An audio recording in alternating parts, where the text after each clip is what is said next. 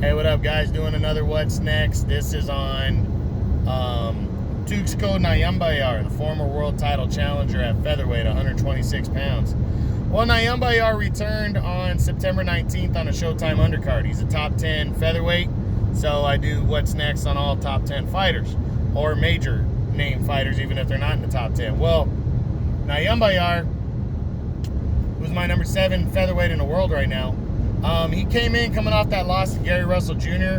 He was supposed to face off against veteran Eduardo Ramirez in a title eliminator to move back in line to possibly rematch Gary Russell. And he ended up having to take a replacement opponent. I'm actually forgetting the guy's name. It's something Breedy from, I forget where the guy was from.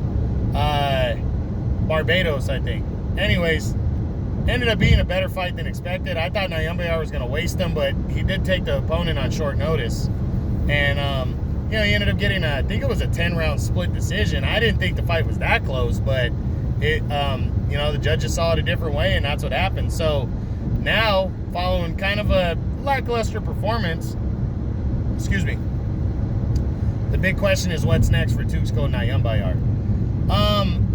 I think he's probably going to wait around to see what happens with Gary Russell, or get into a final eliminator before the end of the year. One of the two, because he fought. Gary Russell's been talking about moving up in weight before and after he beat Nyambayar back in February. So I think he wants to wait and see because he's sitting right there, and he's got a good chance of getting a title shot because Jesse Magdalena's number 2.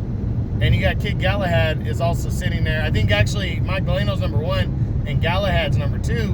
But Galahad's likely going to fight the winner of Shukan and Josh Warrington unification bout because he's the IBF mandatory number 1 contender. So I think there's a good chance we're going to see,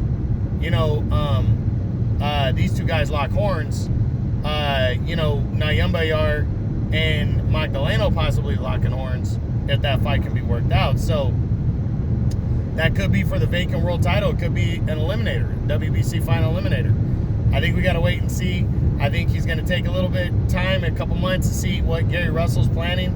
But I definitely think he's going to look into it right away and see if the world title is going to be on the line or if it's going to be some kind of final eliminator. But, keep you posted on that.